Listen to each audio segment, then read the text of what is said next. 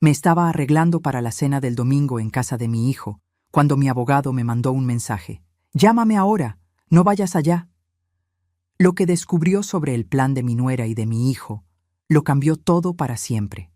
Me había levantado temprano ese domingo, nerviosa como quinceañera, porque Rodrigo, mi único hijo, me había invitado a cenar. Hacía semanas que no pasábamos tiempo juntos. Semanas en las que cada llamada mía terminaba con un «Te marco luego, mamá, estoy ocupado». Pero ese domingo era diferente. Él mismo había insistido. «Mamá, ven a casa.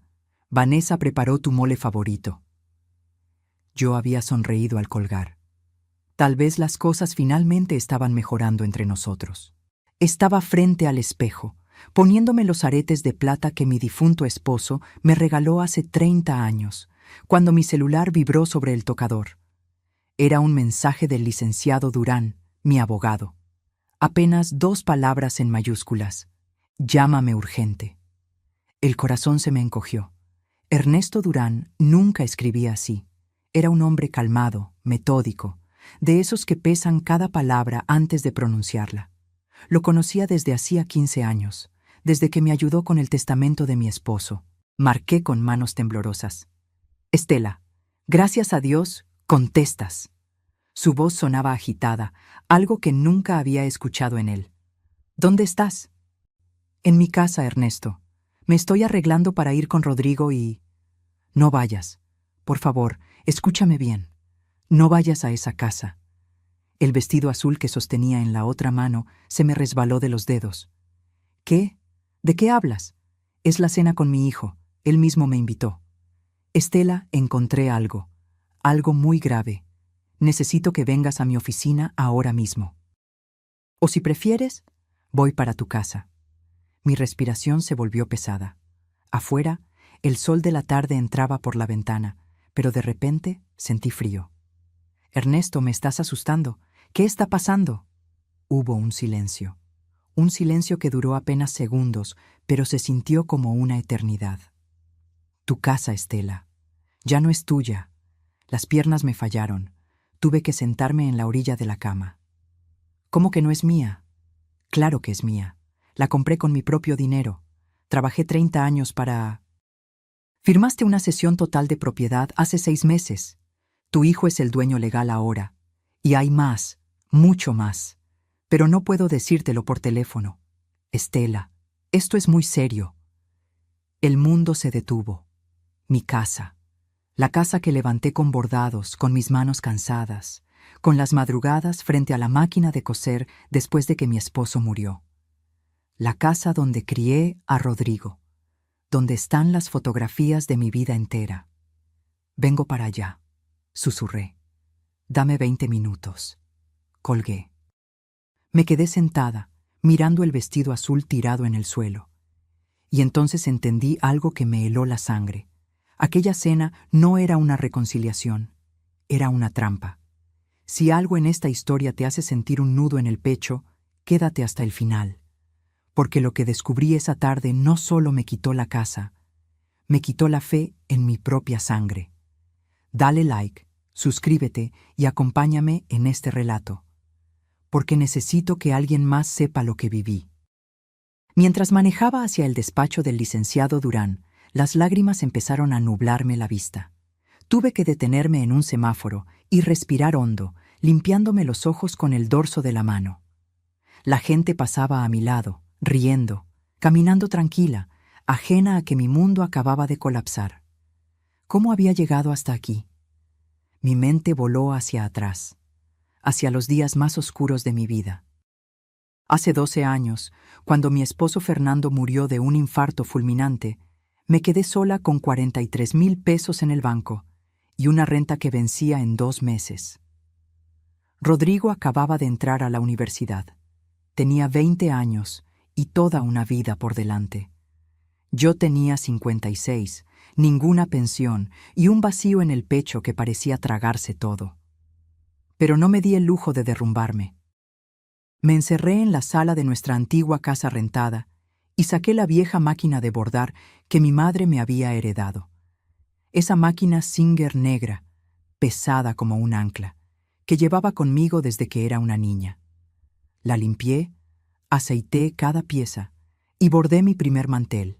Lo vendí en el mercado de artesanías por 300 pesos. 300 pesos que se convirtieron en 600, luego en 2000, después en 5000 a la semana. Bordaba servilletas, manteles, blusas tradicionales, fundas de cojines con flores de cempasúchil, vírgenes de Guadalupe, paisajes oaxaqueños. Cada puntada llevaba mi dolor, mi rabia, mi necesidad de sobrevivir. Trabajaba de 6 de la mañana a 11 de la noche.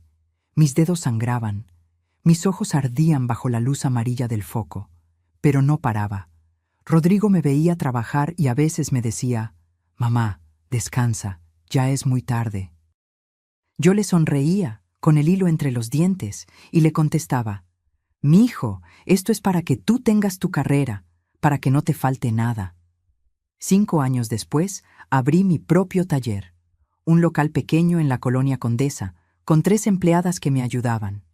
Mis bordados empezaron a venderse en tiendas boutique. Turistas extranjeros pagaban hasta 2.500 pesos por un solo mantel. Mis manos, esas manos arrugadas y callosas, estaban construyendo un futuro.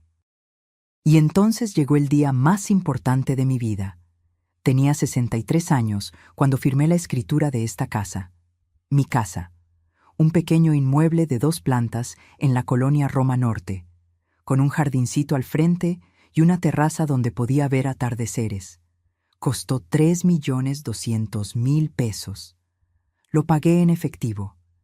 Cada billete representaba un amanecer frente a la máquina, una orden cumplida, un sí de algún cliente satisfecho. El notario me entregó las llaves y yo lloré como nunca había llorado. Llamé a Rodrigo esa tarde. Él ya se había graduado de ingeniero industrial, trabajaba en una empresa internacional, ganaba bien. Le dije: «Hijo, ya tenemos casa propia, ya nunca más vamos a depender de nadie». Él vino esa noche, cargando una botella de sidra. Brindamos en la sala vacía, sentados en el suelo porque aún no tenía muebles. Me abrazó fuerte y me dijo: «Mamá, eres la mujer más fuerte que conozco». Guardé esas palabras como un tesoro. Además de la casa, logré ahorrar 847.000 pesos. Los tenía en una cuenta de inversión a plazo fijo. Era mi colchón, mi seguridad, mi vejez digna. Pensaba dejarle todo a Rodrigo algún día, pero como herencia, no como limosna, como el fruto de una vida bien vivida, no como un botín arrebatado. Estacioné frente al edificio donde estaba la oficina del licenciado Durán. Apagué el motor. Me miré en el espejo retrovisor. Tenía los ojos hinchados, el rímel corrido, el cabello despeinado. Pero había algo más en mi reflejo. Había miedo. Miedo de confirmar que todo por lo que había luchado, todo lo que había construido con sangre y desvelos, me había sido arrebatado por las 2 personas en las que más confiaba en este mundo. Respiré profundo, tomé mi bolsa y bajé del auto. Porque si algo había aprendido en esta vida era esto: las batallas más duras no se pelean contra extraños. Se pelean contra quienes creíste que jamás te traicionarían. El licenciado Durán me recibió en su oficina con una expresión que nunca le había visto: preocupación mezclada con rabia contenida. Me sirvió un vaso con agua y esperó a que me sentara antes de abrir una carpeta beige repleta de documentos. Pero antes de llegar a eso, necesito contarles cómo empezó todo. Cómo una mujer que yo no conocía entró en nuestras vidas y, sin que me diera cuenta, comenzó a destruir todo desde adentro.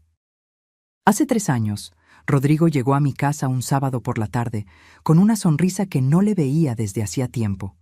Traía de la mano a una mujer delgada, de cabello lacio y oscuro, impecablemente vestida con un traje sastre color perla, tacones altísimos, bolsa de marca, perfume caro que inundó mi sala en cuanto entró.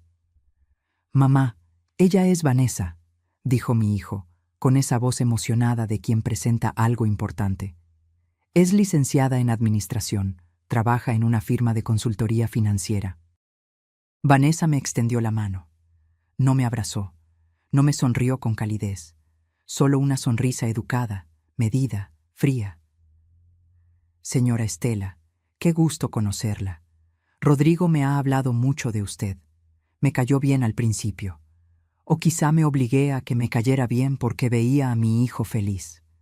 Hacía años que no lo veía así. Desde que su última novia lo había dejado, Rodrigo se había vuelto más serio, más encerrado en su trabajo. Vanessa parecía exitosa, inteligente, de esas mujeres que saben lo que quieren. Pensé, qué bueno que mi hijo encontró a alguien así, alguien que lo empuje a crecer. No sabía que lo que ella quería era exactamente lo que yo había construido.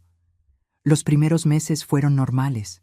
Venían a visitarme los domingos. Vanessa siempre traía postres de alguna pastelería francesa carísima, esos que cuestan 180 pesos por rebanada. Yo le ofrecía mi pan dulce casero, mis conchas recién horneadas, pero ella apenas probaba un pedacito y lo dejaba en el plato. «Es que estoy cuidando mi figura, señora Estela», decía con esa sonrisa que no llegaba a sus ojos. «Pero se ve delicioso». Y entonces empezaron los comentarios, sutiles, envueltos en palabras amables, pero comentarios al fin.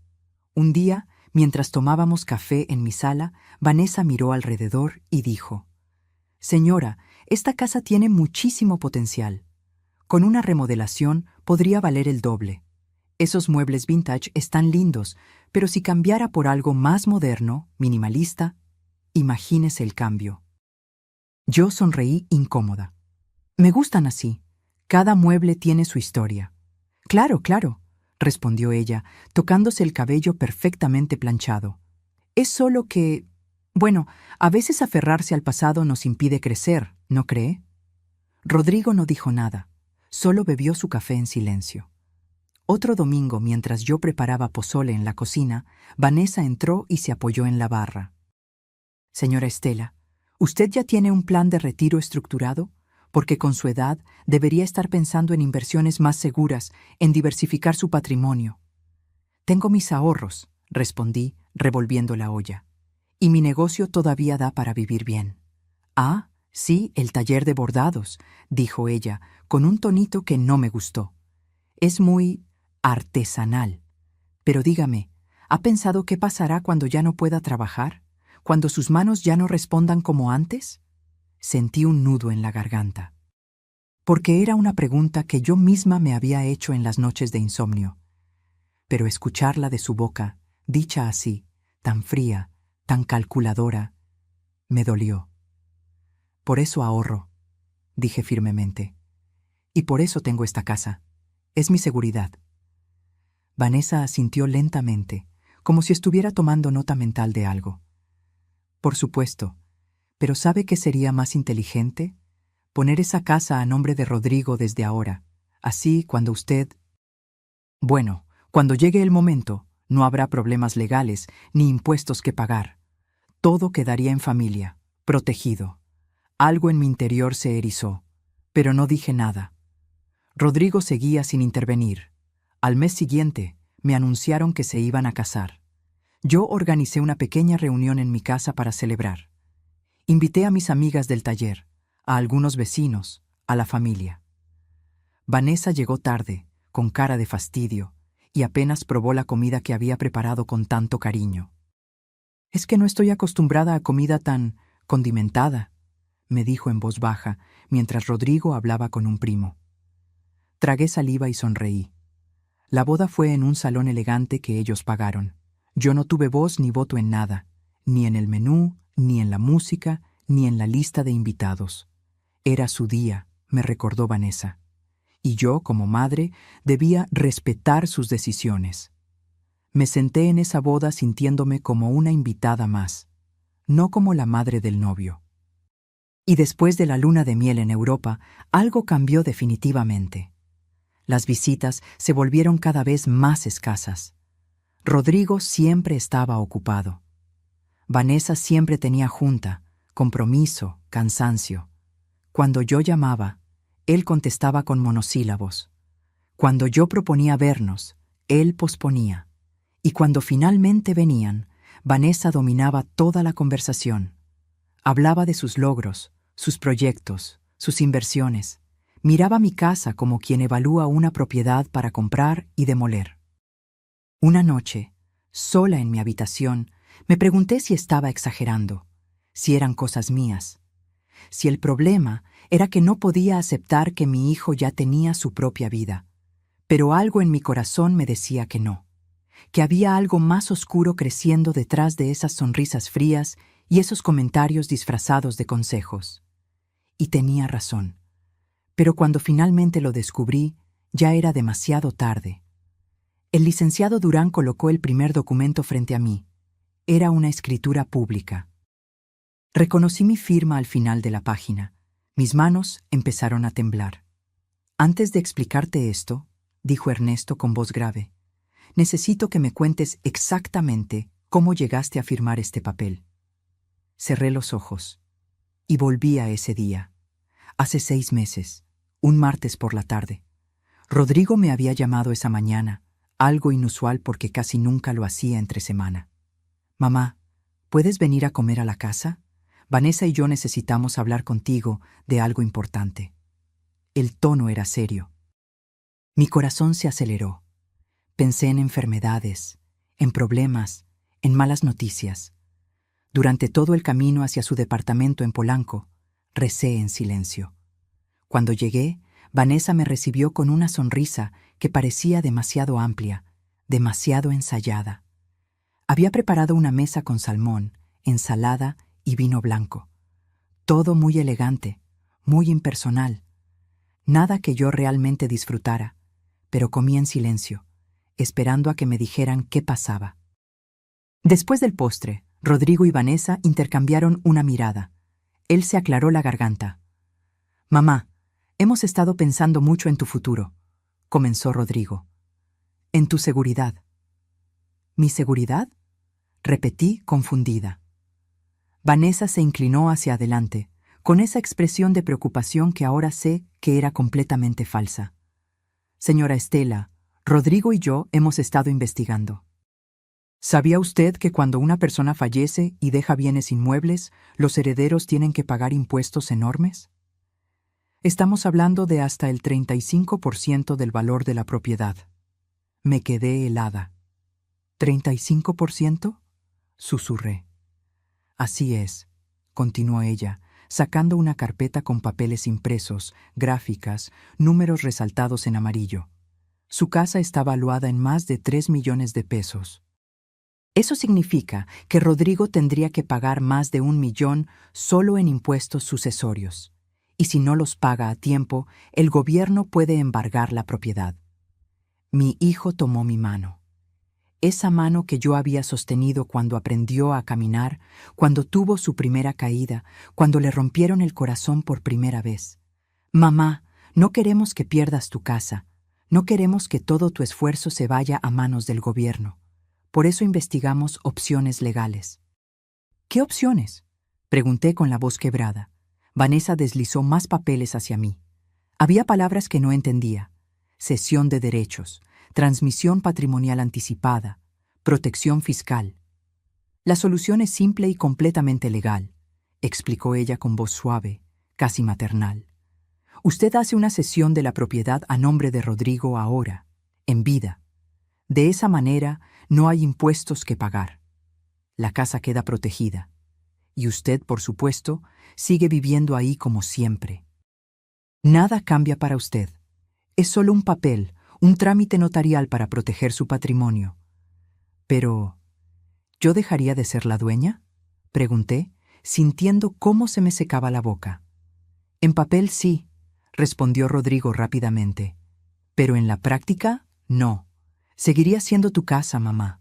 Es tu hogar. Nadie va a sacarte de ahí. Esto es solo para protegerte de los impuestos abusivos del gobierno. Vanessa agregó, con tono urgente. Y créame, señora Estela, hemos visto casos terribles. Personas mayores que pierden sus casas porque sus hijos no pueden pagar los impuestos. Familias destruidas, patrimonios perdidos. No queremos que eso les pase a ustedes. Me mostraron artículos impresos de Internet, historias de familias que habían perdido todo. Números rojos, advertencias, titulares alarmantes. Yo estaba mareada, confundida. asustada. Pero, ¿no hay otra forma? ¿Un testamento no? Los testamentos no evitan los impuestos, mamá, interrumpió Rodrigo. Al contrario, los complican más. Esto es lo más seguro. Además, ya hablé con un notario. Está todo listo. Solo necesitamos tu firma. ¿Ya hablaste con un notario?, repetí, sintiendo una alarma en mi pecho. Para agilizar el proceso, explicó Vanessa. Estos trámites pueden tardar meses, pero si usted firma esta semana, quedamos protegidos. Su casa queda protegida. Rodrigo apretó mi mano. Mamá, confía en mí. Esto es lo mejor para ti, para todos. Y ahí estuvo mi error monumental. Confié. Confié porque era mi hijo, porque pensé que nadie en el mundo me protegería mejor que él, porque asumí que su amor por mí era inquebrantable. 2 días después, firmé ante notario. El hombre leyó rápidamente los documentos, señaló dónde poner mi firma, y yo obedecí como autómata. Vanessa y Rodrigo estaban ahí, sonrientes, tranquilos. El notario me dio una copia de los papeles y me dijo: «Felicidades, realizó un acto de gran amor y previsión». Salí de ahí sintiendo un vacío extraño en el estómago, pero me convencí de que había hecho lo correcto. Guardé los papeles en un cajón y traté de no pensar más en ello, hasta ese domingo, hasta ese mensaje del licenciado Durán. Abrí los ojos y lo miré. Él tenía la mandíbula tensa, los puños cerrados sobre el escritorio. «Estela», dijo con voz ronca, «lo que firmaste no fue una protección, fue una cesión total, absoluta e irrevocable de la propiedad. Tu casa ya no te pertenece. Rodrigo es el único dueño legal, y si él quisiera vendértela, echarte, hipotecarla, puede hacerlo sin tu consentimiento». Las palabras cayeron sobre mí como piedras, pero él me dijo, me prometió. «Te mintieron», sentenció Ernesto. «Y hay más». Sacó otro documento, un estado de cuenta bancario. «Hace 3 meses, Rodrigo solicitó un préstamo hipotecario usando tu casa como garantía. 1.900.000 pesos. Ya lo tienen en su cuenta». El mundo dejó de girar. «¿Qué? Están endeudando tu propiedad, Estela. Y si no pagan, el banco se la queda. Pero no es solo eso». Ernesto sacó su teléfono. Me mostró capturas de pantalla de una conversación de WhatsApp. «Un contacto en el notario me pasó esto. Son mensajes entre Vanessa y una amiga suya». Leí. Y con cada palabra sentí cómo se me partía el alma. Ya casi nos deshacemos del estorbo. La vieja firmó todo. Ahora solo falta sacarla de la casa y remodelar. Rodrigo dice que la mandemos a un asilo del gobierno. Total, ya cumplió su función. ¿Y si se resiste? No va a resistirse. Está sola. No tiene a nadie más. Y aunque quisiera pelear, no tiene papeles que la respalden. La casa es nuestra. Dejé caer el teléfono sobre el escritorio. Las lágrimas brotaron sin control, quemándome las mejillas, ahogándome la voz. Mi hijo, mi único hijo, el niño que cargué en mi vientre, al que alimenté cuando no tenía ni para mí, al que vestí con ropa que yo cosía en las madrugadas, al que eduqué, protegí, amé con cada fibra de mi ser. Me había vendido por 1.900.000 pesos. No sé cuánto tiempo estuve llorando en esa oficina. El licenciado Durán me trajo un té de manzanilla que no pude tomar. Las manos me temblaban tanto que el líquido se derramaba sobre mis piernas. Él esperó en silencio, dándome el espacio que necesitaba para procesar lo impensable. Cuando finalmente pude hablar, mi voz salió quebrada, irreconocible. ¿Cómo descubriste todo esto?» Ernesto se recargó en su silla y suspiró profundamente. «Hace 2 semanas recibí una llamada de un colega del registro público de la propiedad. Me preguntó si yo seguía siendo tu abogado. Le dije que sí. Entonces me comentó que había visto movimientos extraños en tu escritura. una cesión total seguida casi inmediatamente por una solicitud de crédito hipotecario. Eso le pareció sospechoso. ¿Por qué sospechoso?, pregunté, limpiándome las lágrimas. Porque normalmente, cuando alguien hace una cesión por protección patrimonial, no hipoteca la propiedad de inmediato. Eso contradice el propósito supuesto de proteger el bien. Mi colega olió algo raro y me avisó. Ernesto abrió otra carpeta. Empecé a investigar. Pedí copias de todos los documentos. Revisé el contrato de crédito. Y entonces descubrí que el préstamo no fue solicitado para mejorar la propiedad ni para ninguna emergencia médica. Fue un crédito de libre disposición. Es decir, ese dinero puede usarse para lo que ellos quieran. ¿Para lo que quieran?, repetí, sintiendo náuseas. Así es. Puede ser para comprar un auto, irse de vacaciones, invertir en otro negocio, lo que sea. Y tú, Estela, aunque ya no eres la dueña legal, quedas como aval moral. Si ellos no pagan, el banco ejecuta la hipoteca y remata la casa. Tú pierdes tu hogar y ellos se quedan con el dinero. Sentí que la habitación daba vueltas. ¿Cómo pude ser tan estúpida?, gemí, cubriéndome el rostro con las manos. ¿Cómo no me di cuenta? No fuiste estúpida, dijo Ernesto con firmeza. Fuiste manipulada. Ellos usaron tu amor, tu confianza y tu miedo contra ti. Eso no es estupidez, Estela, eso es abuso. La palabra quedó flotando en el aire. Abuso. Mi propio hijo me estaba abusando. Pero hay más, continuó el abogado, y yo pensé que no podía haber nada peor. Contraté a un investigador privado, solo para estar seguros, y encontró esto. Me mostró más capturas de pantalla, esta vez de una conversación entre Rodrigo y un agente inmobiliario. ¿En cuánto podemos poner la casa? En ese sector, con esas características, podemos pedir 4.200.000 pesos. Se vende rápido. Perfecto. Pero necesito sacar primero a la inquilina actual. ¿Conoces abogados que manejen desalojos express? Claro, te paso contactos. Con el dinero correcto, en 3 meses la tienes vacía. Mi hijo me estaba llamando inquilina. Como si yo fuera una extraña. Como si no hubiera dado 30 años de mi vida para construir ese hogar. Estela, escúchame bien, dijo Ernesto, inclinándose hacia adelante. Ellos planean sacarte de tu propia casa, venderla, quedarse con el dinero del crédito más el dinero de la venta. Estamos hablando de más de 6 millones de pesos en total, y a ti te dejarían en la calle. No puede ser legal, susurré. Tiene que haber algo, alguna ley que me proteja. Legalmente, firmaste una cesión voluntaria. Ante un juez, eso es válido.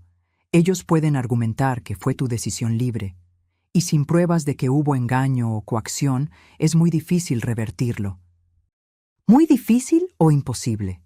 Ernesto me sostuvo la mirada. Difícil, pero no imposible. Si logramos demostrar que hubo dolo, fraude o aprovechamiento de tu vulnerabilidad como adulta mayor, podemos pelear. Pero necesitamos pruebas sólidas. Y sobre todo, necesitamos que ellos cometan un error. ¿Qué tipo de error? Que digan o hagan algo que demuestre su verdadera intención, que se confíen, que revelen su plan abiertamente. Me quedé en silencio, procesando todo. Afuera, el cielo comenzaba a oscurecerse. El domingo que había comenzado con tanta ilusión se había convertido en la peor pesadilla de mi vida. ¿Y la cena?, pregunté de pronto. ¿Por qué me invitaron hoy específicamente? Ernesto sacó un último documento. Porque mañana lunes vence el plazo para que tú firmes tu renuncia a cualquier derecho de usufructo o habitación sobre la propiedad. Es el último papel que necesitan para tener control absoluto. Si no lo firmas, pueden iniciar un proceso legal largo, pero si lo firmas, se acabó. Pueden sacarte legalmente en cualquier momento. Ahora todo tenía sentido. La invitación repentina después de semanas de silencio. El mole favorito. Las sonrisas. Todo era parte de un plan para ablandarme, para que llegara confiada, feliz, desprevenida. Y después del postre, sacarían unos papelitos para que yo firmara sin leer, creyendo que eran fotos o recuerdos familiares. Pero tú me advertiste a tiempo, dije mirando a Ernesto con gratitud infinita. Me salvaste de firmar eso. Por ahora, respondió él, pero Estela, ellos no se van a rendir. Cuando no aparezcas hoy, cuando no firmes mañana, van a presionarte, van a buscarte, van a intentar convencerte de todas las formas posibles. ¿Qué hago entonces? Pregunté, sintiéndome pequeña, vulnerable, rota. Ernesto juntó sus manos sobre el escritorio. Tienes dos opciones. La primera, aceptar lo que pasó, negociar con ellos algún acuerdo donde te permitan vivir en la casa hasta que mueras y rezar porque cumplan su palabra. La segunda, hizo una pausa. La segunda es pelear, reunir pruebas, grabarlos si es necesario, demostrar que te engañaron y recuperar lo que es tuyo. ¿Tengo posibilidades reales de ganar? Si haces exactamente lo que te diga, si eres valiente y estratégica, sí. Hay una ley federal de protección a adultos mayores contra violencia patrimonial. Si demostramos que hubo manipulación y abuso, podemos anular la sesión. Pero no será fácil, y tendrás que enfrentarte a tu propio hijo en un juzgado.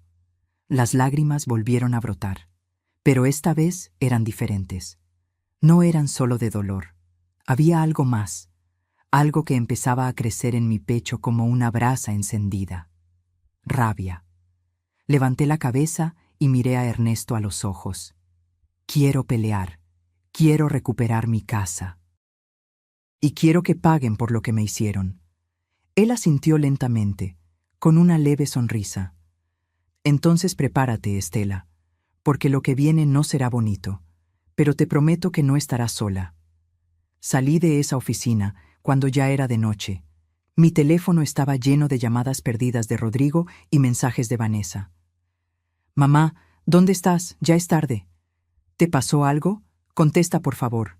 Estamos preocupados. La cena se está enfriando. No respondí ninguno. Conduje de regreso a mi casa que ya no era mía, y me senté en la sala a oscuras, mirando las fotografías en las paredes. Rodrigo de bebé, Rodrigo en su graduación, Rodrigo abrazándome el día que compré esta casa. ¿En qué momento ese niño se había convertido en un extraño capaz de traicionarme así? Y más importante, ¿en qué momento yo había olvidado que soy una mujer que no se rinde? Esa noche algo cambió dentro de mí. El dolor seguía ahí. Pero ahora estaba acompañado de algo más fuerte: determinación. Pasé toda la noche despierta, sentada en mi cama, con la espalda contra la cabecera, mirando el techo mientras las horas se arrastraban con una lentitud insoportable. Mi teléfono no dejaba de sonar. Llamadas, mensajes. Cada vibración era como un puñal en el estómago. A las 2 de la mañana, Rodrigo dejó un mensaje de voz. Su tono había cambiado. Ya no sonaba preocupado, sonaba molesto. Mamá, esto es ridículo.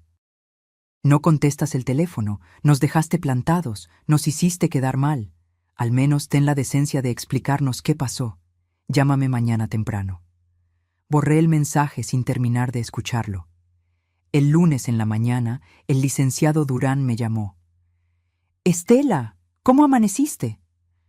No dormí, respondí con voz rasposa. Lo imaginé. Escucha, tengo un plan. Pero necesito que confíes en mí y que hagas exactamente lo que te voy a pedir. Dime, quiero que vayas a esa cena. Me senté en la cama de golpe. ¿Qué? ¿Estás loco? No pienso... Escúchame, interrumpió con calma. Necesitamos pruebas. Necesitamos que ellos revelen sus intenciones. Y la mejor forma de conseguirlo es que tú vayas, finjas que no sabes nada y los dejes hablar. Lleva tu celular grabando en el bolso. Graba todo, cada palabra, cada gesto, cada comentario. Ernesto, no puedo. No puedo sentarme frente a ellos y actuar como si... Sé que es difícil, pero es la única manera. Si no tenemos pruebas contundentes de su plan, será tu palabra contra la de ellos. y ante un juez ellos pueden argumentar que todo fue legal y transparente. Necesitamos que se cuelguen solos. Cerré los ojos. Respiré hondo. ¿Y si no puedo? ¿Y si me derrumbo ahí mismo? No te vas a derrumbar, dijo Ernesto con firmeza, porque eres más fuerte de lo que crees, y porque has sobrevivido cosas peores que una cena incómoda. Piensa en esto como una actuación, la actuación más importante de tu vida. Esa tarde volví a llamar a Rodrigo. Puse mi mejor voz de madre arrepentida. Hijo, perdóname. El domingo me sentí mal. Creo que fue algo que comí. Me tuve que regresar a casa de emergencia y me quedé dormida. Recién veo todas sus llamadas.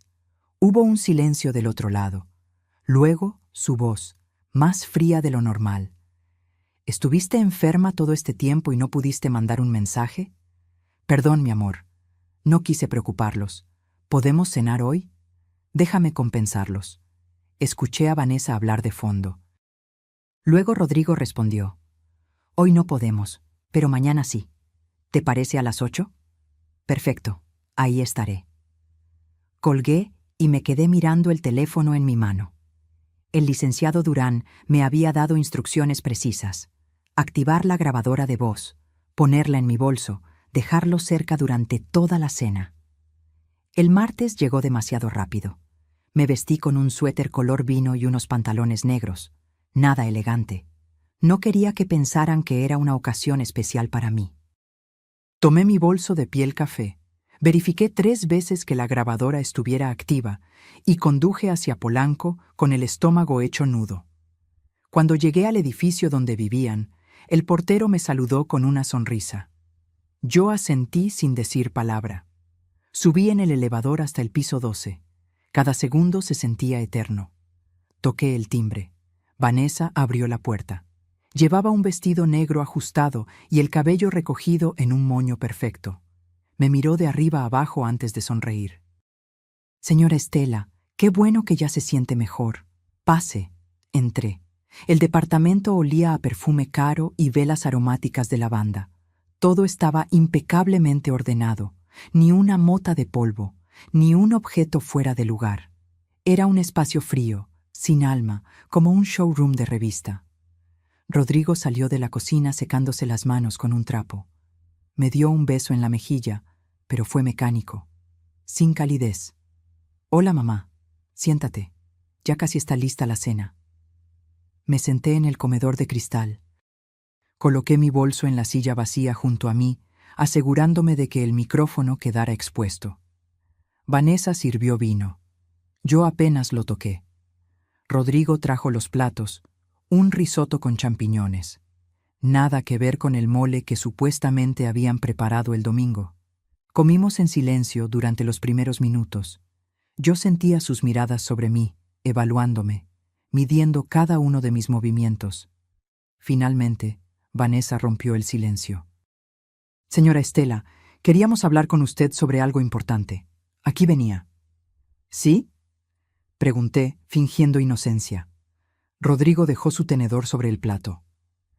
Mamá, Vanessa y yo hemos estado pensando. Ahora que la casa está a mi nombre, sería bueno que hiciéramos algunos ajustes. ¿Ajustes? Repetí. Vanessa sonrió, pero no llegó a sus ojos.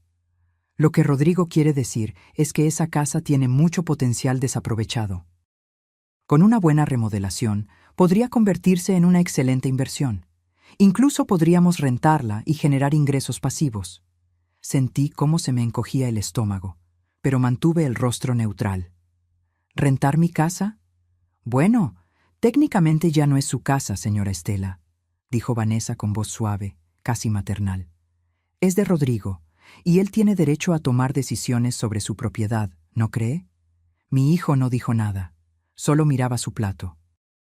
Además, continuó Vanessa, usted vive sola en una casa de 2 plantas. Eso no es práctico a su edad. Las escaleras son peligrosas, el mantenimiento es caro. ¿No sería mejor que se mudara a un lugar más adecuado? ¿Adecuado? Pregunté, sintiendo cómo la rabia empezaba a trepar por mi garganta. Un lugar más pequeño, más manejable, explicó ella, como si le hablara a una niña. Hay residencias muy bonitas para adultos mayores, con enfermeras, actividades, gente de su edad. Estaría más cómoda. ¿Me estás diciendo que me vaya de mi casa? Las palabras salieron más duras de lo que pretendía. Rodrigo finalmente levantó la vista. Mamá, no lo veas así. Es por tu bien. Ya no estás en edad de vivir sola. ¿Qué pasa si te caes? Si te enfermas, necesitas estar en un lugar donde te cuiden. Yo me cuido sola, respondí, apretando los puños bajo la mesa. He vivido sola 12 años y nunca he necesitado que nadie... Pero las cosas cambian, señora Estela, interrumpió Vanessa. Usted ya tiene 68 años. Hay que ser realistas. Y francamente, mantener esa casa es un gasto innecesario cuando Rodrigo y yo podríamos estar invirtiendo ese dinero en nuestro futuro, en el futuro de nuestra familia. Esa última frase quedó flotando en el aire como veneno. ¿Su familia? Repetí lentamente. ¿Y yo qué soy? Vanessa parpadeado, dándose cuenta de su error, pero lo cubrió rápidamente. Por supuesto que usted es familia, señora. Pero tiene que entender que Rodrigo y yo estamos construyendo nuestra propia vida. Y esa casa representa un capital que necesitamos. Capital, repetí, sintiendo cómo las lágrimas comenzaban a picar en mis ojos. Mi casa es capital para ustedes. Rodrigo suspiró con impaciencia. Mamá, no te pongas dramática. Estamos tratando de resolver esto de la mejor manera. Mira, ya investigamos. Hay un asilo del INAPAM que acepta inscripciones sin costo. Es del gobierno, pero está decente. 3 comidas al día, médico de planta. ¿Un asilo del gobierno? Las palabras salieron como un gemido ahogado. En ese momento, el celular de Vanessa sonó. Ella lo tomó y se levantó de la mesa. Discúlpenme, es importante. Tengo que contestar. Salió hacia el balcón, cerrando la puerta de cristal detrás de ella, pero no completamente. Quedó entreabierta. Rodrigo y yo nos quedamos solos. Él no me miraba. Jugaba con el tenedor, moviendo el arroz de un lado a otro del plato. ¿Así de fácil? Le pregunté con voz temblorosa. ¿Así de fácil te deshaces de mí? No es eso, mamá. Es solo que... ¿Qué, Rodrigo? ¿Qué es? Él levantó la voz por primera vez. Que necesito ese dinero. ¿Está bien? Vanessa y yo tenemos planes. Queremos comprar un terreno en Cuernavaca, construir una casa propia. Pero no podemos hacerlo si todo tu patrimonio está atascado en esa casa vieja que ni siquiera usas completa. Me quedé sin aire. Esa casa vieja es lo que construí para ti, susurré. Cada ladrillo, cada ventana, cada metro cuadrado, fue pensando en dejarte algo, en que tuvieras un respaldo. Y te lo agradezco, mamá, pero ya no soy un niño. Tengo 32 años y necesito tomar mis propias decisiones. Desde el balcón, escuché la voz de Vanessa hablando por teléfono. Hablaba lo suficientemente alto como para que sus palabras llegaran hasta la sala. Sí, ya casi nos deshacemos del problema. La vamos a mandar a un asilo de gobierno, imagínate, pero al menos recuperamos la inversión. No, no ha sido difícil. La vieja es dócil, cree todo lo que le decimos. 3 meses máximo y la casa es nuestra para venderla. El mundo se detuvo. Miré a mi hijo. Él había escuchado cada palabra y no hizo nada. No se levantó a defender mí, no le gritó a su esposa, no dijo, así no hables de mi madre. Simplemente siguió moviendo el arroz en su plato, y en ese momento, algo dentro de mí murió. No fue mi amor por él. Eso, por doloroso que fuera, seguía ahí. Lo que murió fue mi ilusión, la imagen que tenía de mi hijo, la idea de que yo le importaba, aunque fuera un poco. Me levanté de la silla lentamente. Tomé mi bolso. Rodrigo finalmente me miró. ¿A dónde vas? No respondí. Caminé hacia la puerta. Vanessa regresó del balcón con una sonrisa. ¿Ya se va, señora Estela? Pero si no hemos terminado de... Terminamos, dije con una voz que no reconocí como mía. terminamos todo. Abrí la puerta y salí. Detrás de mí, escuché a Rodrigo decir: «Déjala, ya firmará, no tiene a dónde más ir». Bajé en el elevador con las piernas temblando. Llegué a mi auto, me senté en el asiento del conductor, y ahí, finalmente, exploté. Lloré como no había llorado desde la muerte de mi esposo. Lloré por la traición, por la humillación, por el hijo que había perdido sin siquiera darme cuenta. Pero cuando las lágrimas se secaron, cuando el llanto se convirtió en hipo y el hipo en silencio, saqué mi teléfono. Detuve la grabación. 2 horas y 14 minutos de audio. Cada palabra, cada plan, cada insulto disfrazado de preocupación. Le mandé el archivo al licenciado Durán con un solo mensaje: «Tengo lo que necesitábamos.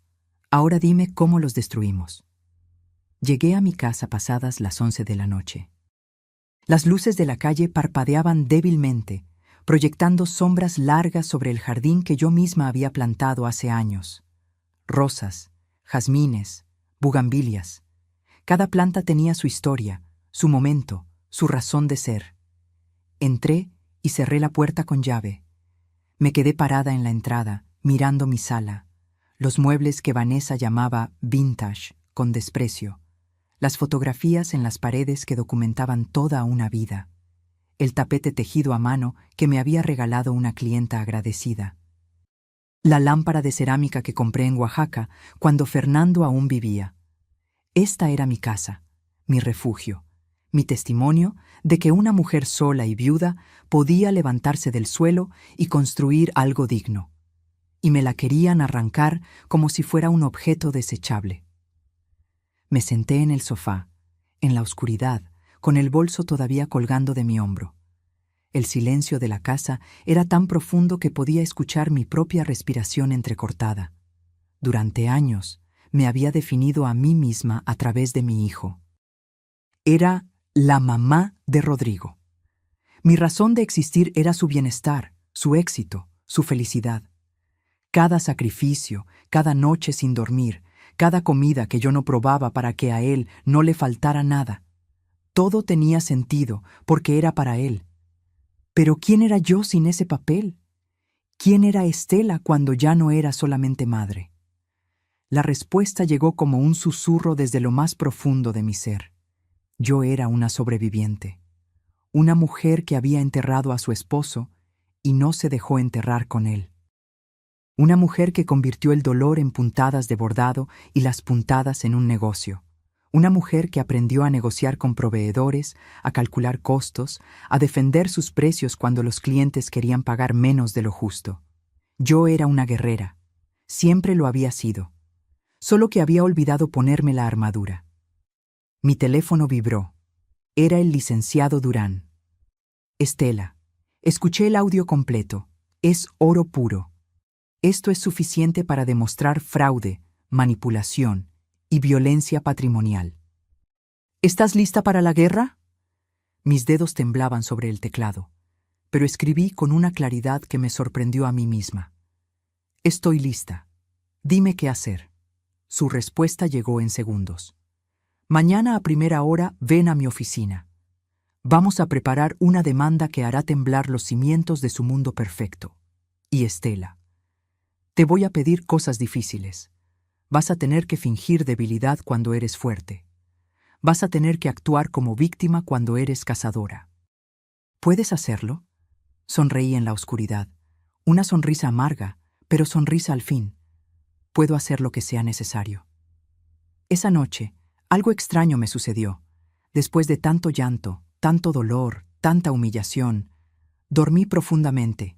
Dormí como no lo había hecho en meses. Y soñé. Soñé con mi madre.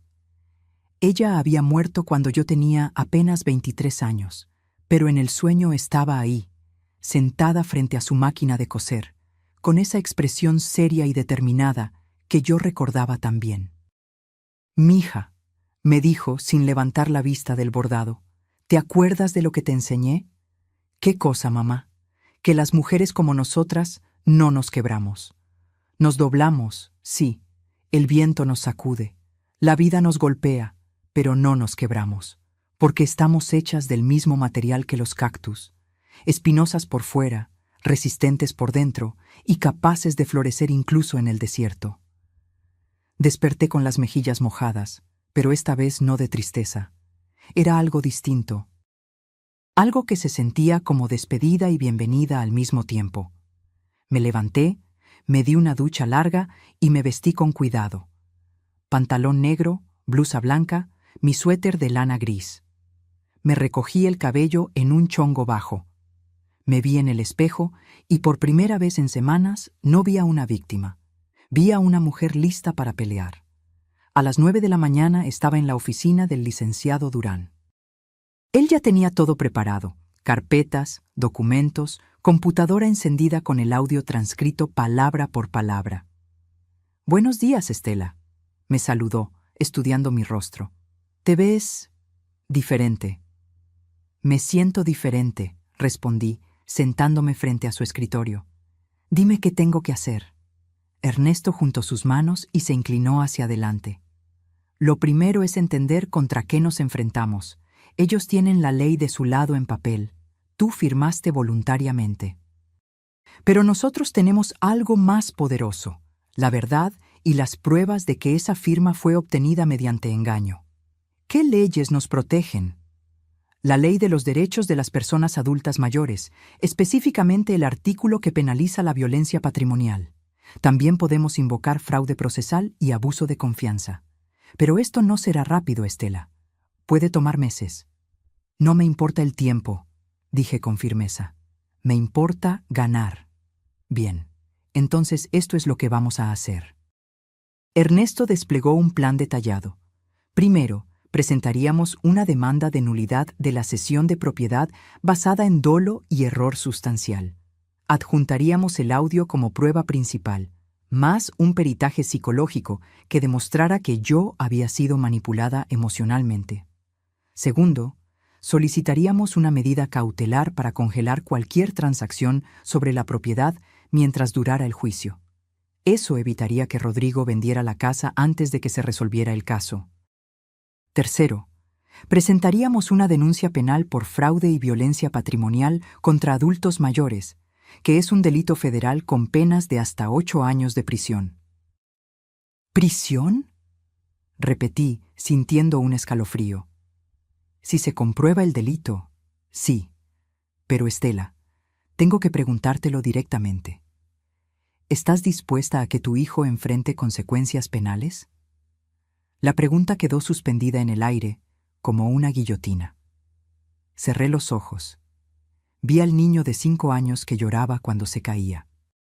Al adolescente que me abrazaba cuando yo lloraba por su padre. Al joven que me había dicho: «Eres la mujer más fuerte que conozco». Pero también vi al hombre que me llamó inquilina, que permitió que su esposa me llamara estorbo y vieja, que planeaba encerrarme en un asilo del gobierno para quedarse con mi patrimonio. Abrí los ojos. Estoy dispuesta a lo que sea necesario para recuperar mi dignidad. Ernesto asintió lentamente. Entonces hay algo más que debes saber. Para que este plan funcione, necesitamos que ellos se sientan confiados, que crean que ganaron. Quiero que los llames, que te hagas la derrotada y que les digas que estás dispuesta a negociar. ¿Negociar? Finge que aceptas irte de la casa a cambio de una pequeña mensualidad. Diles que solo quieres mantener la paz, que no quieres problemas. Mientras más seguros se sientan, más errores cometerán, y nosotros estaremos documentando todo. ¿Quieres que me humille más? Quiero que juegues al ajedrez, Estela. A veces, para dar jaque mate, tienes que sacrificar piezas primero. ¿Confías en mí? Lo miré fijamente. Este hombre me había avisado a tiempo. Me había creído cuando todo el mundo habría pensado que era una vieja paranoica. Me estaba ofreciendo sus años de experiencia y su red de contactos sin pedir nada a cambio más que justicia. Confío en ti. Perfecto. Entonces llámalo ahora, con alta voz. Quiero escuchar. Saqué mi teléfono con manos temblorosas. Marqué el número de Rodrigo. Sonó 3 veces antes de que contestara. «¿Mamá?». Su voz sonaba sorprendida. «Hijo», dije, poniendo en mi voz todo el cansancio que realmente sentía. Necesito hablar contigo. De lo de anoche. Ah, sí. Mira, creo que te fuiste muy dramática. Nosotros solo... Tienes razón, lo interrumpí. Tienes razón, Rodrigo. Me puse dramática. Estoy vieja, estoy cansada y... tal vez tienen razón. Tal vez sí necesito un lugar más pequeño, más manejable. Hubo un silencio del otro lado. Luego, ¿en serio? En serio, pero quiero pedirte algo. No me mandes a un asilo del gobierno, por favor. Déjame buscar un departamento chico que pueda rentar y dame una ayuda mensual para los gastos. No mucho, solo lo suficiente para vivir con dignidad. Escuché a Vanessa hablar de fondo, aunque no pude entender qué decía. Luego Rodrigo respondió: ¿Cuánto necesitarías? Unos 6,000 pesos al mes. Para renta, comida, gastos básicos. Está bien, dijo él demasiado rápido, demasiado aliviado. Podemos hacer eso, pero necesito que firmes los papeles que te iba a dar ayer. Los de renuncia al usufructo. ¿Cuándo podemos vernos? Dame unos días para procesar todo esto, para despedirme de la casa. ¿El viernes? El viernes, perfecto. Te mando la dirección del notario. Y mamá, gracias por ser razonable. Colgué antes de que me viera vomitar de asco. El licenciado Durán tenía una sonrisa satisfecha. Perfecto. Acabas de darles la soga con la que se van a ahorcar. El viernes, cuando lleguen al notario, los estaremos esperando con una orden judicial y 2 policías ministeriales. ¿2 policías? Por si intentan algo. La violencia patrimonial contra adultos mayores es delito grave, y con ese audio tenemos causa probable para detención. Me recosté en la silla, exhausta, pero extrañamente en paz. Ernesto, ¿de verdad crees que podemos ganar? Él me sostuvo la mirada con una intensidad que no había visto antes. Estela, no solo vamos a ganar, vamos a hacer que se arrepientan cada día de haber subestimado a una mujer que bordó su libertad con sus propias manos. Y así comenzó mi transformación de víctima a cazadora. Porque el mayor error que cometen los depredadores es creer que la presa no tiene garras. Los días entre ese miércoles y el viernes fueron los más largos de mi vida. Cada minuto se estiraba como chicle, pesado y denso. Pero el licenciado Durán me había dado instrucciones muy claras. Actuar normal, no levantar sospechas y, sobre todo, seguir grabando cada interacción con Rodrigo y Vanessa. El jueves por la tarde, Vanessa me llamó. Su voz sonaba dulce, casi maternal, el tipo de dulzura que usan las serpientes antes de morder. Señora Estela, ¿cómo está? Rodrigo me contó de su conversación. Quiero que sepa que tomó una decisión muy sabia. Apreté el teléfono contra mi oreja, con la grabadora activada. Gracias, Vanessa. Supongo que tienen razón. Ya no tengo edad para mantener una casa tan grande. Exactamente. Y mire, quiero que sepa que nosotros no somos malas personas. Los 6,000 pesos mensuales están garantizados. Es lo justo, ¿no? Usted nos da la casa, nosotros cuidamos de usted. Nos da la casa. Como si fuera un intercambio justo. Como si 30 años de mi vida valieran 6,000 pesos al mes. Sí, es justo, mentí, sintiendo cómo la bilis me subía por la garganta. Perfecto. Entonces mañana a las 11 en el notario. Ya está todo preparado. Solo tiene que firmar y listo. Todos contentos. Ah, y señora Estela... ¿Sí? No es necesario que lleve abogado ni nada de eso. Es un trámite sencillo. Entre familia, ¿verdad? La confianza es lo más importante. Sonreí amargamente. Claro, Vanessa. Entre familia. Cuando colgué, le mandé el audio al licenciado Durán con un mensaje. Ya están celebrando. Su respuesta fue inmediata. Déjalos, que se emborrachen de confianza. Mañana será su peor despertar. Esa noche no dormí. No por angustia, sino por anticipación. Era como la víspera de Navidad cuando era niña, pero en lugar de esperar regalos, esperaba justicia. Me levanté a las 5 de la mañana. Me bañé con calma, dejando que el agua caliente relajara mis músculos tensos. Me vestí con mi mejor conjunto, un traje sastre color beige que había comprado para la graduación de Rodrigo, pero nunca usé. Me maquillé ligeramente. Me puse los aretes de perlas que Fernando me regaló en nuestro 20º aniversario. Me miré al espejo y vi a una mujer que no reconocía del todo. Seguía siendo yo, pero había algo diferente en mis ojos. Algo duro, algo que brillaba con determinación. A las 9 de la mañana llegué a la oficina del licenciado Durán. Pero esta vez no estábamos solos. Había otras 3 personas esperando. Estela, te presento al licenciado Javier Montoya, especialista en Derecho Patrimonial. Él llevará la parte civil del caso. Ella es la licenciada Patricia Ruiz, de la Fiscalía Especializada en Delitos contra Adultos Mayores, y él es el agente del Ministerio Público, Ricardo Salazar. Me quedé boquiabierta. ¿Todo esto? La licenciada Ruiz, una mujer de unos 45 años con mirada afilada, me tendió la mano. Señora Estela, su caso llegó a mi escritorio hace 2 días. Escuché los audios, leí los documentos, y le voy a ser sincera. En mis 15 años haciendo esto, pocas veces he visto un caso tan claro de violencia patrimonial con premeditación. Su hijo y su nuera no solo cometieron fraude, cometieron un delito federal. ¿Qué va a pasar?, pregunté con voz temblorosa. El agente Salazar, un hombre corpulento de bigote espeso, explicó. A las 11, usted entrará al notario como acordaron. Nosotros estaremos afuera, esperando. Cuando ellos lleguen y estén todos reunidos, yo entraré con la orden de presentación. Los vamos a llevar al Ministerio Público para tomarles declaración. Ahí se les notificará formalmente de la demanda civil y de la denuncia penal. ¿Y la casa?, pregunté, sintiendo cómo el corazón me latía en la garganta. El licenciado Montoya sonrió. Ya tenemos lista la medida cautelar. En cuanto se presente la demanda, la propiedad queda congelada. No pueden venderla, hipotecarla más, ni hacer ninguna transacción. Y si demostramos el fraude, que lo vamos a demostrar, la cesión se anula y la propiedad regresa a su nombre. ¿Cuánto tiempo tomará? Entre 3 y 6 meses, respondió el licenciado Durán.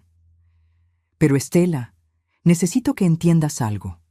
A partir de hoy, tu relación con tu hijo cambia para siempre. Esto no tiene vuelta atrás.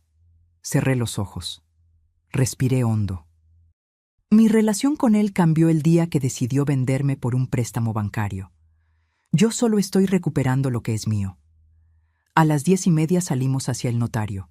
Yo iba en mi auto, seguida por un vehículo discreto, donde iban los licenciados y el agente.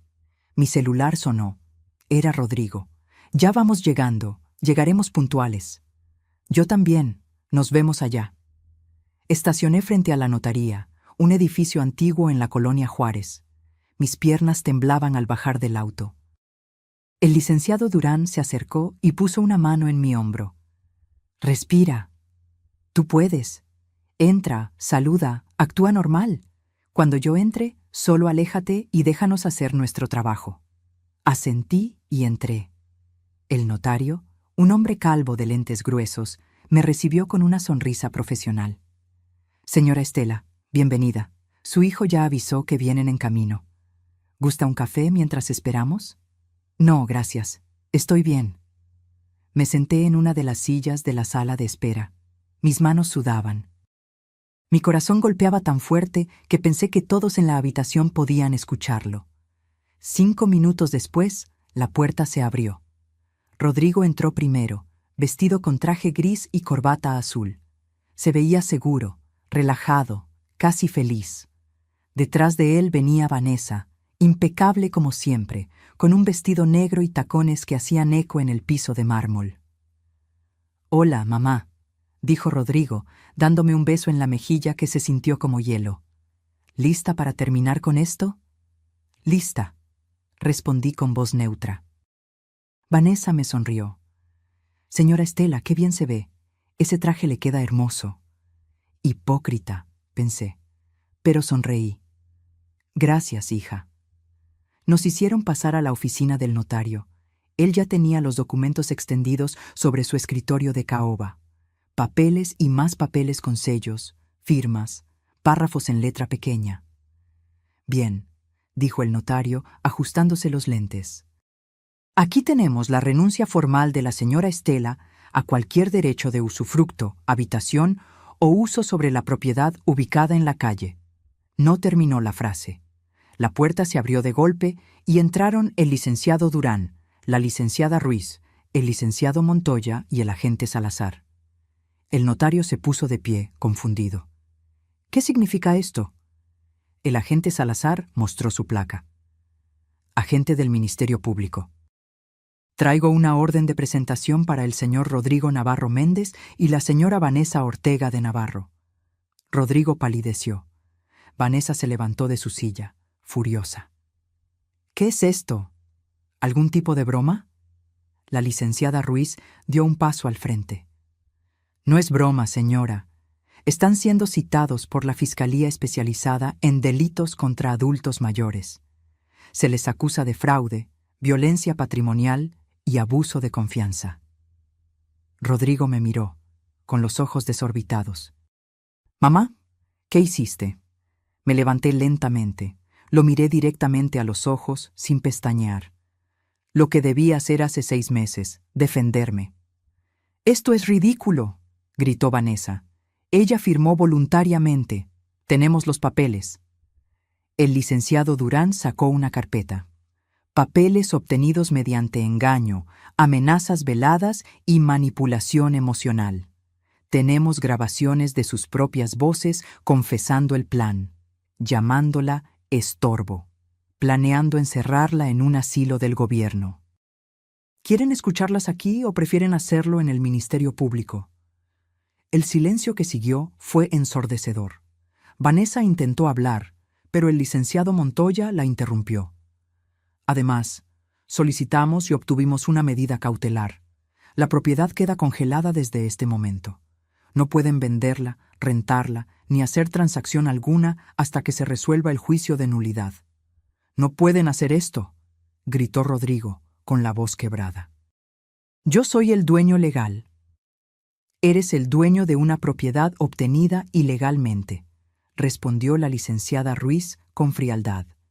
«Y eso se llama despojo. Ahora, ¿vienen voluntariamente o necesito llamar a las unidades de apoyo?» Rodrigo me miró con una mezcla de shock, rabia y algo que casi parecía miedo. «Mamá, no puedes hacerme esto. Soy tu hijo». Sentí como las lágrimas comenzaban a formarse, pero las contuve. «No aquí, no ahora. Precisamente por eso duele tanto, Rodrigo, porque sí eres mi hijo. Y aún así me traicionaste». Vanessa intentó acercarse a mí, pero el agente Salazar se interpuso. «Señora, por favor, acompáñenos. Pueden llamar a su abogado desde el Ministerio Público». Los vi salir escolatados. Rodrigo caminaba como zombi, con la cabeza baja. Vanessa gritaba amenazas vacías sobre demandas y abogados caros. Cuando la puerta se cerró detrás de ellos, mis piernas cedieron. El licenciado Durán me sostuvo antes de que cayera. «Ya pasó», susurró. «Lo más difícil ya pasó». Pero no era cierto. Lo más difícil venía apenas comenzando. Porque una cosa es recuperar una casa. Otra muy distinta es recuperarte del hecho de que tu propia sangre te quiso dejar en la calle. Los siguientes 3 meses fueron un torbellino de citatorios, audiencias, peritajes y declaraciones. Cada semana tenía que presentarme en alguna oficina gubernamental para responder preguntas, firmar documentos, ratificar testimonios. Rodrigo y Vanessa contrataron a un abogado caro, de esos que cobran 50,000 pesos solo por la consulta inicial. Un hombre de traje italiano y sonrisa de tiburón que intentó intimidarme cada vez que coincidíamos en los pasillos del juzgado. «Señora, esto se puede resolver sin tanto escándalo», me decía con voz melosa. «Piense en su hijo. ¿De verdad quiere arruinar su vida por un malentendido?» Yo lo miraba sin pestañear y respondía: «No fue un malentendido, fue un robo planeado. Y yo no arruiné su vida, él arruinó la mía». Durante ese tiempo, no volví a hablar con Rodrigo. Él intentó llamarme 2 veces. Dejó mensajes de voz que nunca escuché completos. Después, supongo que su abogado le aconsejó no contactarme directamente. Vanessa, en cambio, me mandó un mensaje a las 3 de la mañana, un martes. Un solo mensaje lleno de insultos, amenazas y palabras que nunca pensé leer escritas con tanto veneno. Lo guardé como prueba y se lo entregué a la licenciada Ruiz. «Perfecto», dijo ella con una sonrisa satisfecha. «Intimidación a testigo, esto le suma más cargos». Mi taller de bordado siguió funcionando, pero yo ya no era la misma. Mis empleadas notaban el cambio. Me preguntaban si estaba bien. Yo sonreía y asentía, pero por dentro sentía como si cargara piedras en el pecho. Las noches eran lo peor. Me despertaba a las 3 de la mañana, empapada en sudor, con pesadillas donde Rodrigo era un niño otra vez, y yo lo perdía en una multitud. Soñaba que lo buscaba, gritando su nombre, pero él nunca volteaba. Una tarde, mi amiga Lucía, con quien había trabajado durante años en el taller, me preparó un té de tila y se sentó frente a mí. «Estela, ¿de verdad vas a llegar hasta el final con esto?» «¿Tú qué harías?», le pregunté cansada. «No lo sé, pero sé que ese muchacho es tu único hijo, y que cuando todo esto termine, ganes o pierdas, ya nada será igual entre ustedes». «Ya nada es igual, Lucía». Eso murió el día que decidió verme como un estorbo en lugar de como su madre. Ella suspiró y tomó mi mano. «Solo te pido que no pierdas de vista quién eres, porque he visto muchas veces cómo la rabia nos convierte en aquello que odiamos». Sus palabras me quedaron dando vueltas durante días. Finalmente, llegó el día de la audiencia definitiva. El día donde el juez escucharía todos los argumentos, revisaría todas las pruebas y dictaría sentencia sobre la nulidad de la sesión. Era un miércoles de abril. El cielo estaba gris, amenazando lluvia. Me levanté a las 6 de la mañana, me vestí con un traje azul marino y me recogí el cabello en un chongo impecable. Quería verme digna. Quería que el juez viera a una mujer seria, no a una víctima desesperada. El licenciado Durán pasó por mí a las 8. «¿Lista?», preguntó, estudiando mi rostro. «Lo más lista que puedo estar para ver a mi hijo sentarse en el banquillo de los acusados». El juzgado estaba en el centro de la ciudad. Un edificio antiguo con techos altos y pasillos que olían a papel viejo y desinfectante. Subimos al 3er piso, donde estaba la sala de audiencias. Rodrigo y Vanessa ya estaban ahí, sentados con su abogado. Él llevaba traje negro, corbata gris y lucía demacrado. Había perdido peso. Tenía ojeras profundas. Vanessa, en cambio, mantenía su compostura de hielo, con un vestido gris perla y el cabello perfectamente liso. Cuando entré, Rodrigo levantó la vista. Nuestros ojos se encontraron por un segundo que se sintió eterno. Vi dolor en su mirada, arrepentimiento, tal vez, o quizás solo miedo a las consecuencias. Yo aparté la vista primero. Nos llamaron a la sala. Era un espacio rectangular con paredes color crema, un estrado donde se sentaba el juez y bancas de madera para las partes. Me senté junto a mis abogados. Rodrigo y Vanessa se sentaron del otro lado, a apenas 3 metros de distancia. El juez entró. Era un hombre de unos 60 años, con cabello blanco y mirada penetrante. Se sentó, acomodó sus papeles y habló con voz firme.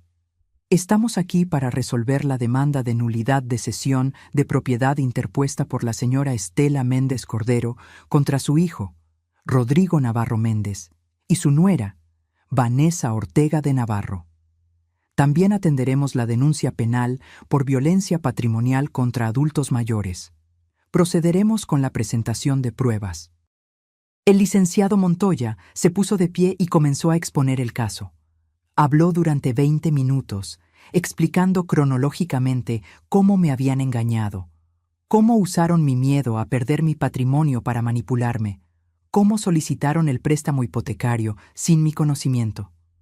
Luego vino el momento más duro, reproducir los audios.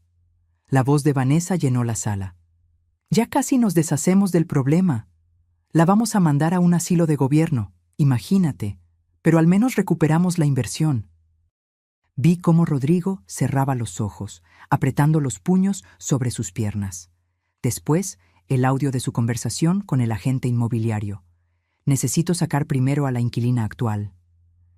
El abogado defensor intentó objetar, argumentando que los audios habían sido obtenidos sin consentimiento. Pero la licenciada Ruiz respondió con calma. Los audios fueron grabados por la propia víctima durante conversaciones en las que ella estaba presente. Es completamente legal bajo la Ley de Protección de Datos Personales cuando se trata de documentar un delito. El juez asintió y permitió que continuaran. Luego fue mi turno de declarar. Me puse de pie, con las piernas temblando.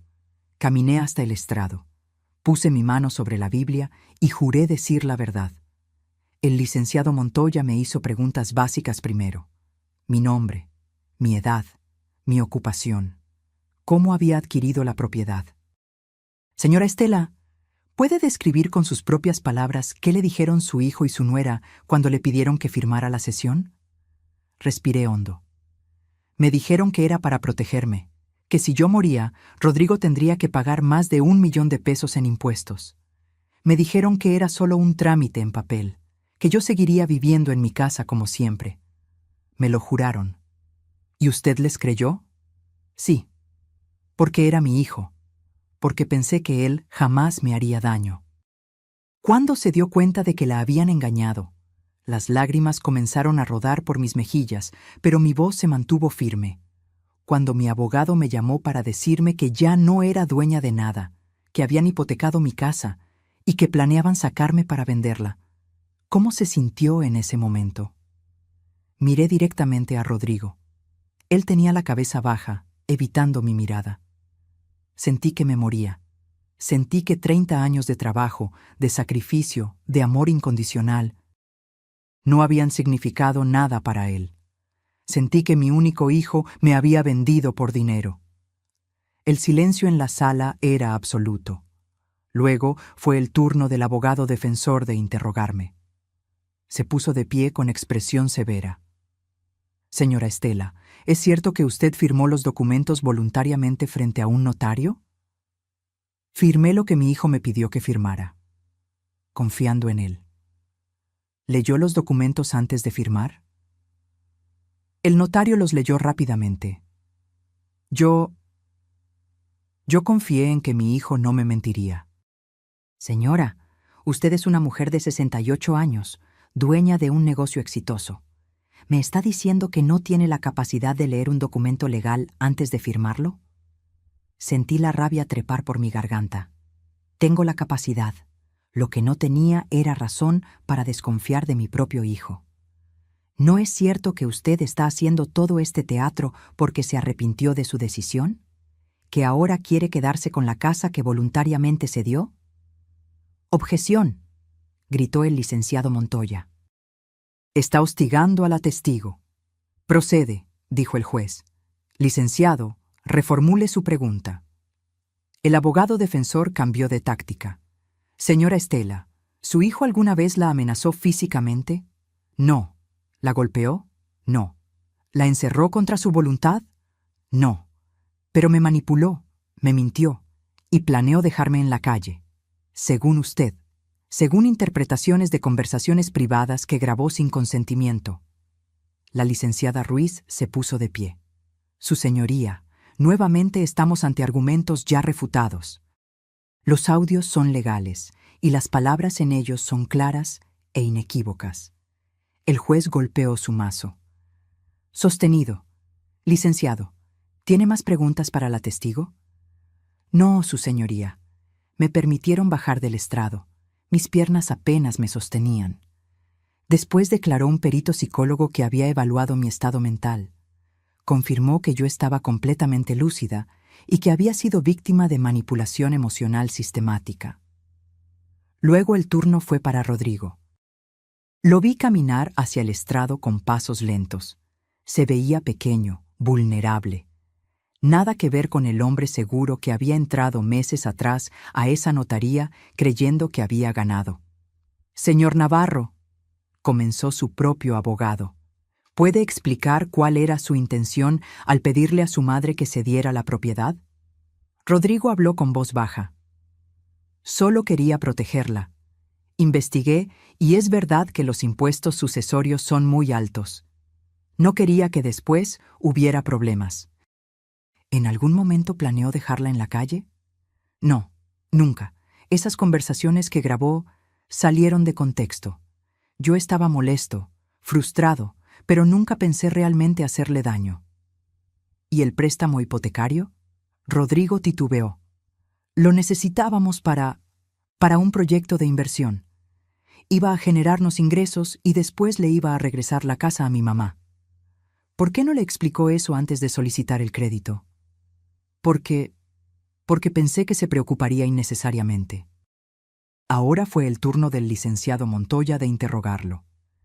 «Señor Navarro, ¿es cierto que usted le dijo a un agente inmobiliario que necesitaba desalojar a la inquilina actual, refiriéndose a su madre?» Rodrigo palideció. ¿Eso fue sí o no? Sí, pero no lo decía en serio.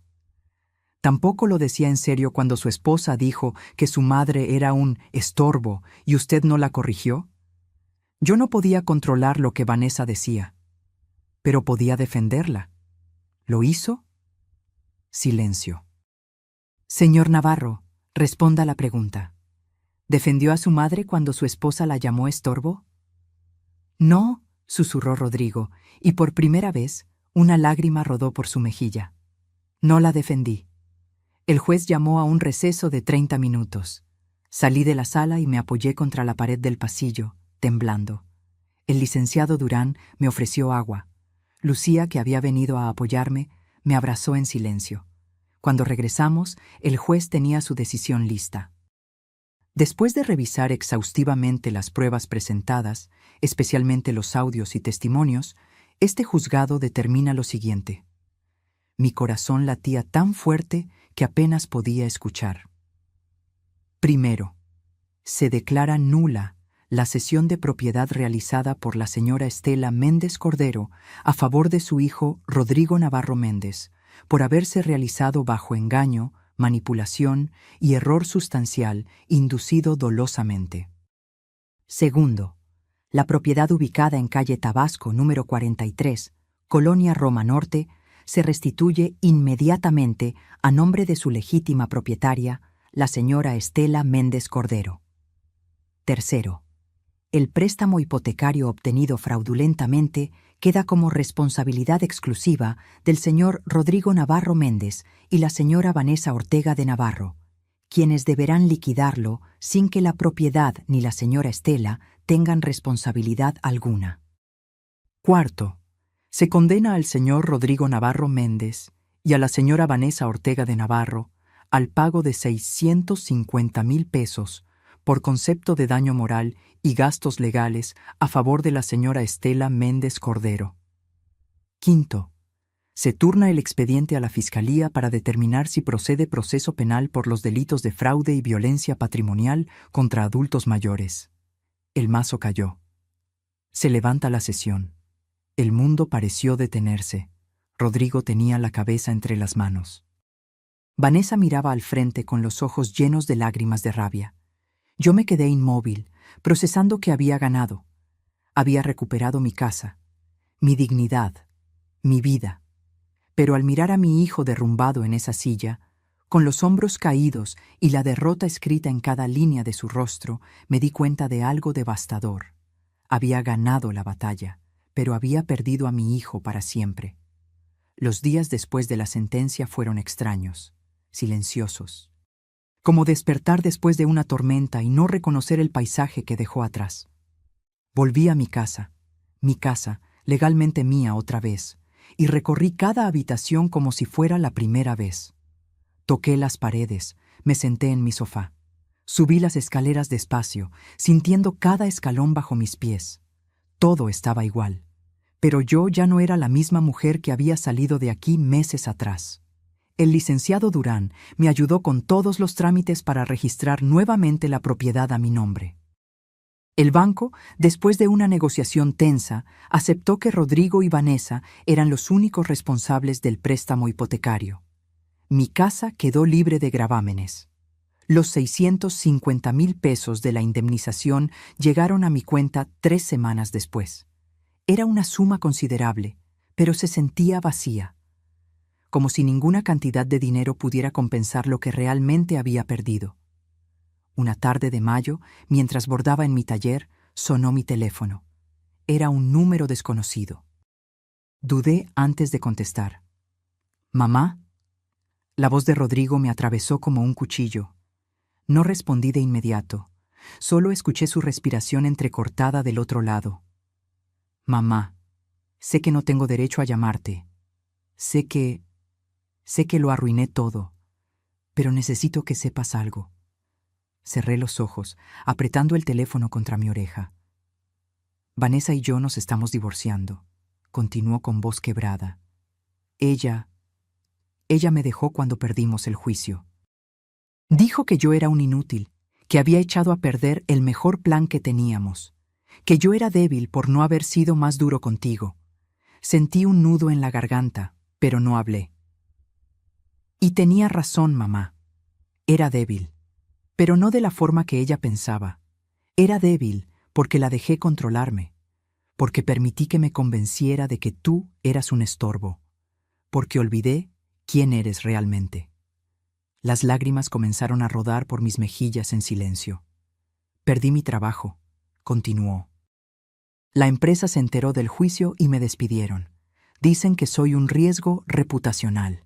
Estoy viviendo en un departamento chico que renté con lo poco que me quedó, y todos los días me despierto pensando en cómo pude traicionarte así. Rodrigo. Finalmente hablé, con voz ronca. No, déjame terminar. Por favor, necesito decirte esto, aunque después nunca más quieras saber de mí.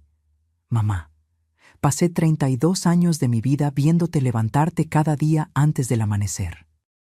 Te vi coser hasta que te sangraban los dedos. Te vi llorar por mi papá y aún así seguir adelante. Te vi construir un negocio de la nada. Y en lugar de honrar ese legado, en lugar de protegerte como tú me protegiste toda mi vida, te apuñalé por la espalda. Su voz se quebró completamente. No espero que me perdones. No merezco tu perdón. Solo necesitaba que supieras que me odio por lo que te hice. Y que si pudiera regresar el tiempo, daría todo lo que tengo por no haber firmado nunca ese maldito préstamo. Por haberte defendido cuando Vanessa te insultaba. Por haber sido el hijo que merecías en lugar del monstruo en el que me convertí. El silencio que siguió fue denso, cargado de años de amor, dolor, traición y arrepentimiento.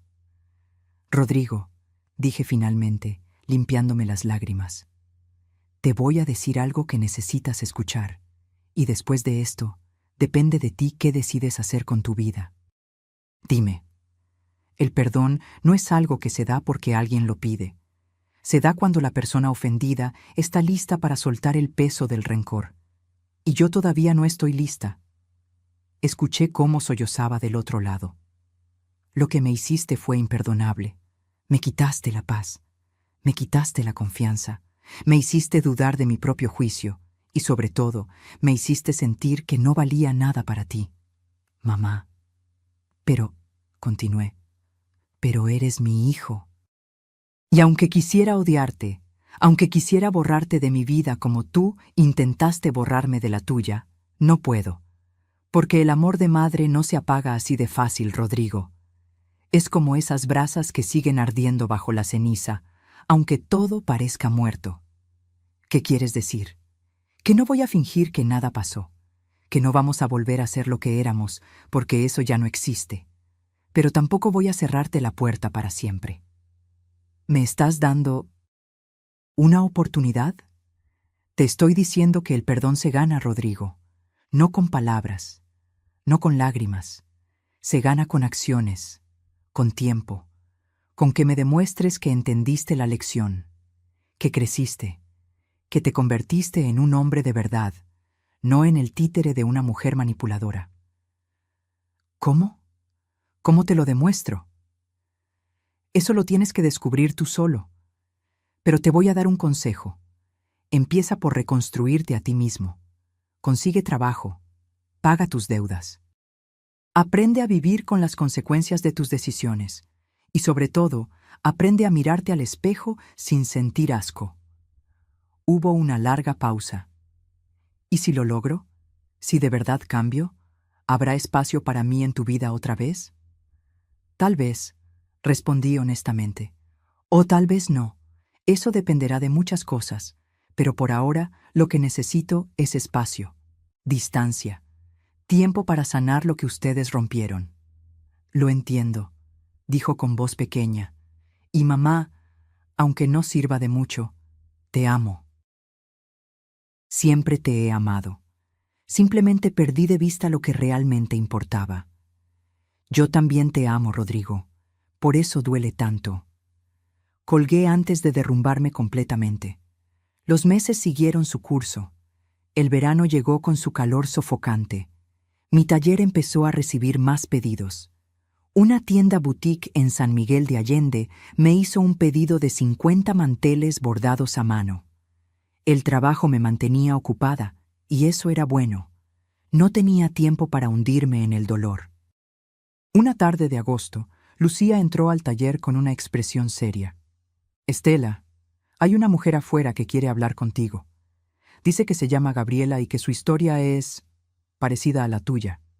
Salí y encontré a una señora de unos 70 años, con el rostro surcado de arrugas y los ojos llenos de tristeza. «¿Señora Estela? Mi nombre es Gabriela Ramírez. Vi su caso en las noticias, y yo estoy pasando por algo similar con mi hija y mi yerno. Me están presionando para que les firme mi departamento.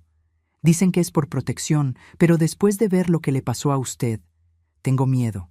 La hice pasar, le preparé un café, y escuché su historia.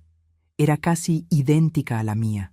Las mismas palabras, las mismas promesas, la misma manipulación disfrazada de amor.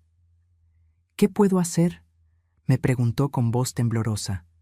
«No quiero perder mi hogar, pero tampoco quiero perder a mi hija».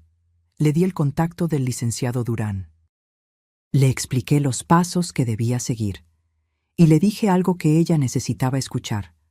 «Gabriela, proteger tu patrimonio no es una traición a tus hijos, es un acto de amor propio, y si ellos realmente te aman, lo entenderán». Ella se fue con una chispa de esperanza en los ojos. Esa noche no pude dormir. Pensé en cuántas mujeres como Gabriela y como yo había en México. Cuántas madres siendo manipuladas. Cuántos hijos aprovechándose de la confianza ciega de quienes les dieron la vida. A la mañana siguiente, llamé al licenciado Durán. «Ernesto, quiero hacer algo. Quiero usar parte de la indemnización para crear algo útil». «¿Qué tienes en mente?» «Una asociación, pequeña, sin muchas pretensiones, pero que ofrezca asesoría legal gratuita a adultos mayores que están siendo víctimas de abuso patrimonial, que les enseñe a identificar las señales, que les dé las herramientas para defenderse». Hubo un silencio. Luego, «Estela, eso es brillante. Y yo conozco a 3 abogados más que estarían dispuestos a donar algunas horas al mes para algo así». Así nació Dignidad Plateada, una pequeña asociación civil que registramos en septiembre. Con 200,000 pesos de mi indemnización, rentamos un local pequeño en la Colonia Condesa. 2 días a la semana ofrecíamos consultas gratuitas. La primera semana llegaron 3 personas. La segunda, 8. Al mes, ya teníamos lista de espera. Cada historia que escuchaba era como ver un espejo de mi propio dolor, pero también era una oportunidad de evitar que otros pasaran por lo mismo. Además de la asesoría legal, empecé a dar talleres de bordado gratuitos los sábados, no solo para enseñar el oficio, sino para crear una comunidad. Un espacio donde mujeres mayores pudieran sentirse valoradas, útiles, vivas. Una de mis alumnas, Doña Carmela, de 73 años, me dijo algo que nunca olvidaré. Señora Estela, yo vengo aquí no solo por el bordado. Vengo porque después de que mis hijos me abandonaron en un asilo, pensé que mi vida había terminado. Pero usted me enseñó que todavía hay belleza que crear. Todavía hay propósito. En noviembre, 6 meses después de la sentencia, recibí una carta certificada. Era de Rodrigo. Con manos temblorosas, la abrí. Mamá, no espero respuesta a esta carta. Solo quiero que sepas que conseguí trabajo en una constructora. Es un puesto modesto, muy por debajo de lo que ganaba antes, pero es honesto. Estoy pagando poco a poco el préstamo que arruinó todo. Me va a tomar años liquidarlo, pero lo voy a hacer. También empecé terapia psicológica. El terapeuta me ha ayudado a entender cómo permití que Vanessa me manipulara, cómo confundí el amor con la obsesión por aparentar éxito, cómo traicioné los valores que tú me inculcaste. Cada semana deposito 1,000 pesos en una cuenta de ahorro. No sé para qué exactamente. Tal vez algún día pueda devolverte aunque sea una mínima parte de lo que me diste toda tu vida. O tal vez solo es mi forma de recordarme que las cosas valiosas se construyen con paciencia. No se roban. Vi en internet lo de tu asociación. Leí sobre los talleres de bordado y me llené de orgullo. Porque a pesar de todo el daño que te causé, tú seguiste siendo quien siempre has sido, una mujer que convierte el dolor en algo hermoso. No te estoy pidiendo perdón otra vez. Solo quiero que sepas que estoy tratando de ser mejor. Día a día, paso a paso. Y si algún día, cuando sientas que tu corazón está listo, quisieras tomar un café conmigo, estaré esperando. Con amor y vergüenza eterna, tu hijo Rodrigo. Doblé la carta lentamente. Las lágrimas rodaban por mis mejillas, pero esta vez no eran solo de dolor. Había algo más.